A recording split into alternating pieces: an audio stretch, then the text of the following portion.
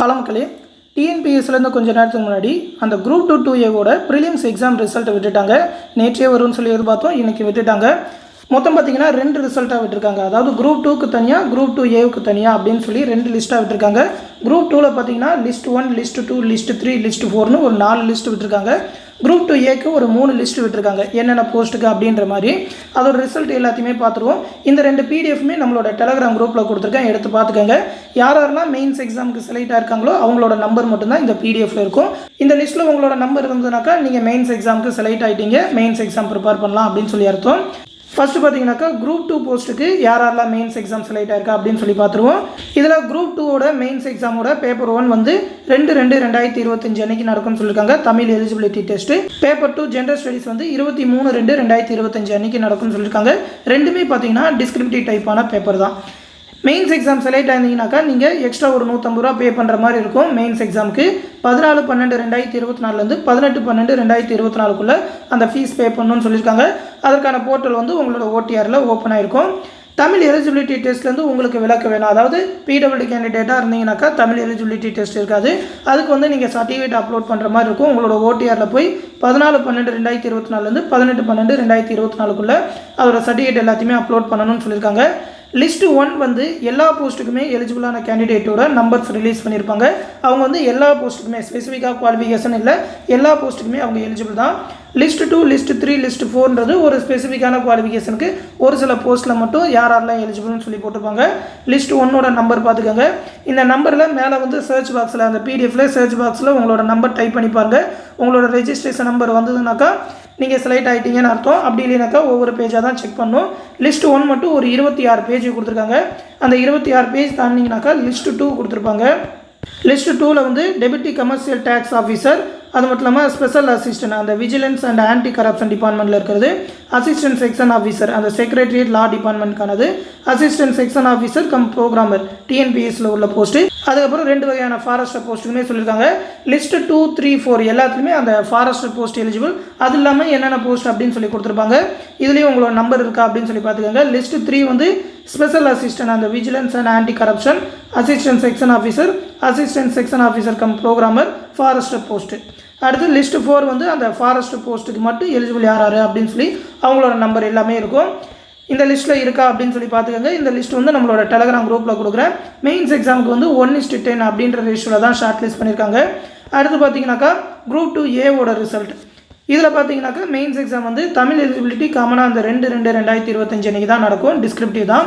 Paper 2 வந்து objective டைப்பாக CBT முறையில் நடக்கும் 8/2/2025 அன்றைக்கின்னு சொல்லியிருக்காங்க. ஃபீஸ் பே பண்ணுறதுக்கு வந்து அதே டேட் தான், 14/12 18/12 150 ரூபா பே பண்ணும். தமிழ் எலிஜிபிலிட்டி டெஸ்ட் இல்லைனாக்கா அதற்கான சர்டிஃபிகேட்டும் அந்த 14/12 18/12 ப்ரொவைட் பண்ணும். இதில் வந்து ஒரு 3 லிஸ்ட் விட்டுருக்காங்க. லிஸ்ட் 1லேருந்து லிஸ்ட் 2, லிஸ்ட் 3ன்னு. லிஸ்ட் 1 வந்து எல்லா போஸ்ட்டுக்கும் எலிஜிபிளானவங்க, அந்த குரூப் 2Aவோட எல்லா போஸ்ட்டுக்குமே நீங்கள் எலிஜிபிளாக இருப்பீங்க. அக்கௌண்ட்ஸ் அந்த மாதிரி டிபார்ட்மெண்ட் படித்தவங்களாம் இருப்பாங்க. லிஸ்ட் 2, லிஸ்ட் 3 வந்து ஸ்பெசிஃபிக்காக சில போஸ்ட்டுக்கு மட்டும். இந்த லிஸ்ட்லையுமே உங்களோட நம்பர் இருக்கா அப்படின்னு சொல்லி பார்த்துக்கோங்க. இந்த லிஸ்ட்டில் மட்டும் உங்களோட நம்பர் இருந்ததுன்னா குரூப் 2Aவுக்கு மட்டும் நீங்கள் செலக்டட். ரெண்டுத்துலையுமே நீங்கள் உங்களோட நம்பர் இருந்ததுனாக்கா குரூப் 2 போஸ்ட்டுக்கும் செலக்டட், குரூப் 2A போஸ்ட்டுக்கும் செலக்டட்னு அர்த்தம். மொத்தம் இதில் வந்து அந்த லிஸ்ட் 1 மட்டும் ஒரு 84 பேஜ் கொடுத்துருக்காங்க. அந்த 84 பேஜ் தாண்டினதுக்கப்புறம் லிஸ்ட் 2 இருக்கும். Full time residential warden, accountant, அக்கௌண்டன்ட்லி finance, junior accountant, junior cooperative auditor, assistant extension officer, personal assistant to chairman and managing director, personal clerk. அதுலேயும் 3 வகையான போஸ்டிங், 3 வகையான டிபார்ட்மெண்ட்டுக்கான போஸ்டிங் நம்பர் எல்லாமே இருக்கும். அடுத்து 86வது பேஜில் பார்த்தீங்கன்னாக்கா லிஸ்ட் 3 இருக்கும். Personal assistant to chairman and managing director, personal clerk. அந்த பர்சனல் கிளர்க்லேயே அந்த 3 வகையான டிபார்ட்மெண்ட்டுக்கு மட்டும் செலக்ட் ஆன லிஸ்ட் எல்லாமே கொடுத்துருப்பாங்க. இதில் உங்களோட நம்பர் இருந்தாலும் நீங்கள் குரூப் 2A போஸ்ட்டுக்கு செலக்டட் அப்படின்னு சொல்லி அர்த்தம். அதாவது பார்த்தீங்கன்னா மெயின்ஸ் எக்ஸாம்ஸ் செலக்டட், போஸ்ட்டுக்கே செலக்டட் கிடையாது. 1:10 அப்படின்ற ரேஷியோவில் மெயின்ஸ் எக்ஸாமுக்கு ஷார்ட் லிஸ்ட் பண்ணியிருக்காங்க. இந்த 2 லிஸ்ட்லையுமே உங்களோட நம்பர் இருக்கா அப்படின்னு சொல்லி பார்த்துக்கோங்க. செலக்ட் ஆன எல்லா கேண்டிடேட்டுக்குமே என்னோட வாழ்த்துக்களை தெரிவிச்சுக்கிறேன். ஆன்சர் கீழே கால்குலேட் பண்ணுறப்ப எவ்வளோ மார்க் வந்திருந்தது, நீங்கள் செலக்ட் ஆகிருக்கீங்களா, நீங்கள் செலக்ட் ஆகலனாலும் எவ்வளோ மார்க் எடுத்திருந்தீங்க அப்படின்னு சொல்லி கமெண்ட் செக்ஷனில் சொல்லுங்கள். எந்த லெவலில் கட் ஆஃப் இருக்குது அப்படின்னு சொல்லி தெரியும். உங்களோட கம்யூனிட்டியோட மென்ஷன் பண்ணுங்கள்.